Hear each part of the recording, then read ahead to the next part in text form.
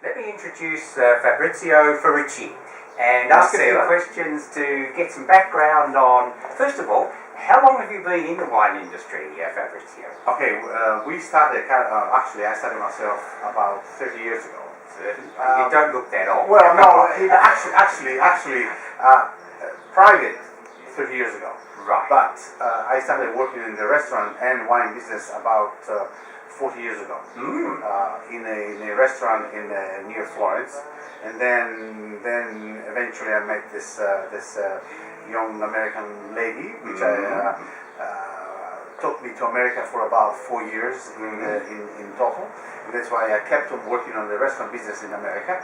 And then finally we decided to come back here in the early 80s, and that's when I started.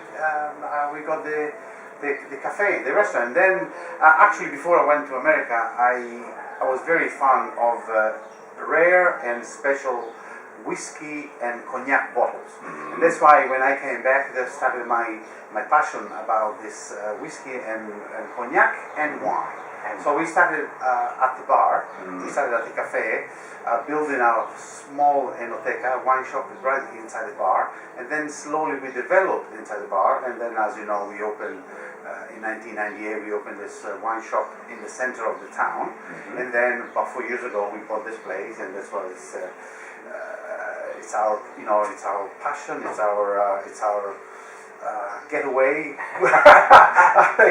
come here and just enjoy the view, enjoy the wine, enjoy the people who come over. And I'm amazed, every time I come in, there's somebody from another country who's dealing with you for years, who keeps coming back. Definitely. We have a very how do you say, affiliated customer. They always come back year after year after year. And even though the economy tiny bit has been a bit of a problem, but these old customer keep us in the business. So they're coming back and coming back. We have customers from definitely America. Unfortunately, not so many Australians, because it's quite difficult to ship wine to Australia. But English, Germans, from actually starting now also Far East as well, Japan and Thailand. So I'm going to have in Thailand, but they ship it to Japan, which is quite interesting. I was looking at before at the Beyond Lisanti. Has wine in the Tuscan region changed significantly in this last 20 years or so that you've been involved? Yeah, okay, but for example, Beyond Lisanti, first of all, let me say a few words about Beyond Lisanti. Beyond Lisanti is one of the first Brunello producer who ever came out in 1891. They started bottling this wine, this actually producer in 1891. Actually, they still have some of the old Reserva from 1891 for sale. Unfortunately, sad to say that 3 weeks ago, Mr. Franco Lisanti died. So his son is running over the business. But let me say, have been lots of developments around this wine country. New plantation of international clones of grapes and variety of grapes and so on. But I have to say that Franco Lisanti is one of the oldest and will keep the tradition for centuries. So it never has changed. Fantastic. And one more thing. Yeah. Franco Lisanti actually the Reserva, the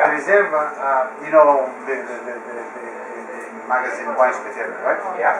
Wine Spectator in the century, in the year 2000, they did the 10 best wines of the century. From 1900 to 2000. Yeah. And Franco Lisanti, Reserva 1945 was Wine Spectator number 5. Fantastic. No wonder, €250 for that particular. Yeah, well, actually, this is. I don't know whether I have to take off the price or not, because the latest Reserva in Beyond Lisanti, they sell it for €450. 400. So probably yes. So probably now this one here is a cheap price, or I put it away for myself. Maybe I should buy one. Well, I think you should. Ian Cresco didn't have much of a name. What's changed and what brought about the change? Okay, the Chianti Classico, as you know, in the old times, it's always been a way of life for us, was a daily sustainable of our life. The big changes started in about 30 years ago when we start selling this land to the big investors coming from all over the world, when they saw the economy and when they saw the beauty of this place.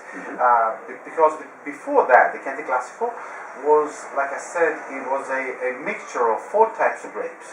Mainly 70% was Sangiovese, another 5-10% Canaiolo, which is another autochthon grape grown locally, and the rest, from 10 to 20-25%, was made with 2 white grapes, Trebbiano and Malvasia.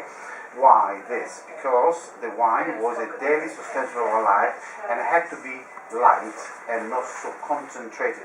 Okay, because every person was entitled to 1 liter of wine per day. When the Consorzio Chianti Classico, the Consorzio Chianti Classico, you know, is the black rooster that we see in every bottle of the Chianti Classico.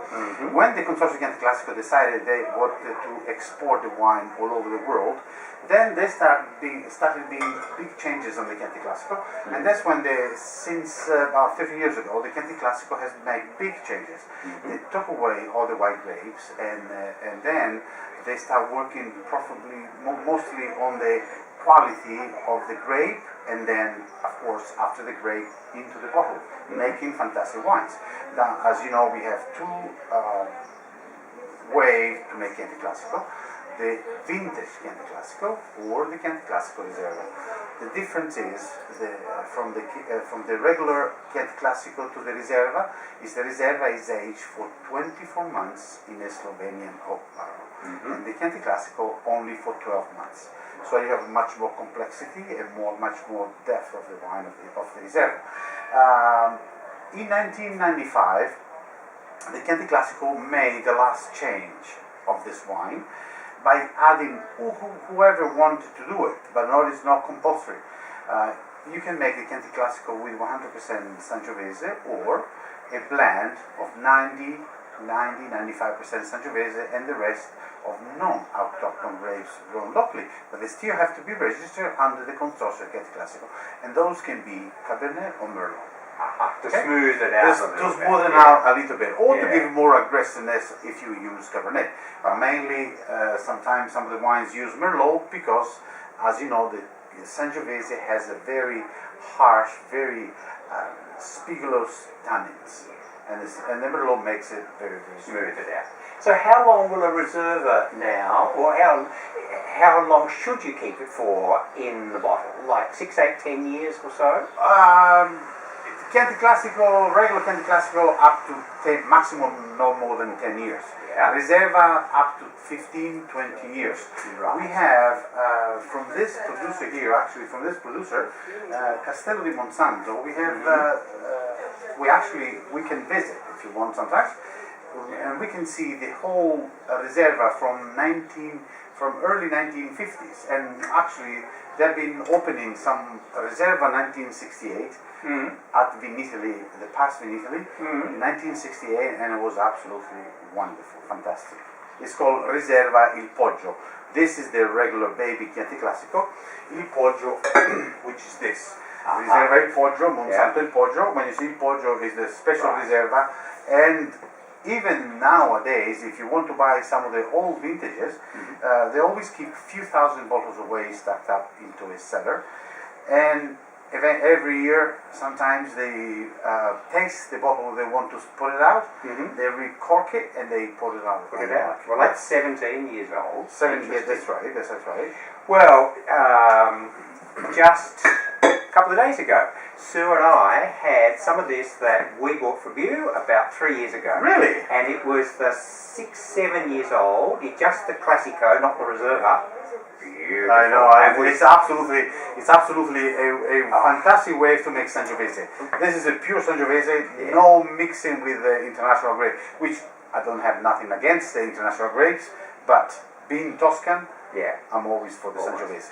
But we still have either 4 or 5 in the cellar. So the cantina will be there. Keep it on drinking and enjoy it. We will indeed.